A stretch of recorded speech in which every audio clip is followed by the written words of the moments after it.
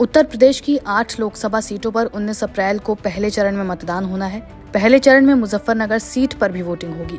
चीनी का कटोरा कहे जाने वाले मुजफ्फरनगर में अब तक बीजेपी के संजीव बालियान और समाजवादी पार्टी के हरेंद्र मलिक के बीच टक्कर मानी जा रही थी, लेकिन बसपा की एंट्री ने चुनाव को दिलचस्प बना दिया है। जानकारों का कहना है कि बसपा ने यहां से दारा सिंह प्रजापति को उतारकर सपा की राह आसान और बीजेपी की राह मुश्किल कर दी है। मुजफ्फरनगर लोकसभा सीट पर चुनाव 2019 की तरह बेहद ही कड़ा हो गया है। 2019 में बीजेपी से डॉक्टर संजीव बालियान और आरएलडी गठबंधन से चौधरी अजीत सिंह मैदान में थे। यहाँ से बाजी संजीव बालियान ने मारी।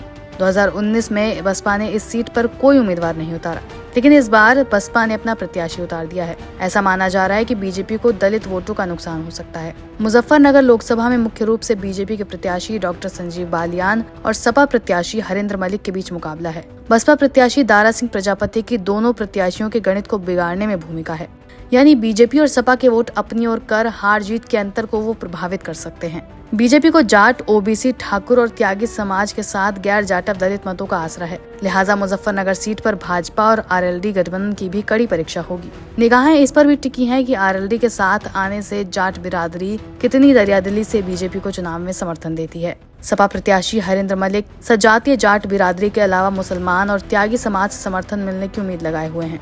हरेंद्र मलिक जाट गांवों में ये भी कहने से नहीं चूक रहे कि पिछले लोकसभा चुनाव में आरएलडी मुखिया चौधरी अजीत सिंह को हराने वाले संजीव बालियान से बिरादरी को इस अपमान का बदला लेना है। वहीं दूसरी ओर आरएलडी अध्यक्ष जयंत चौधरी भी हरेंद्र मलिक को घेर रहे हैं।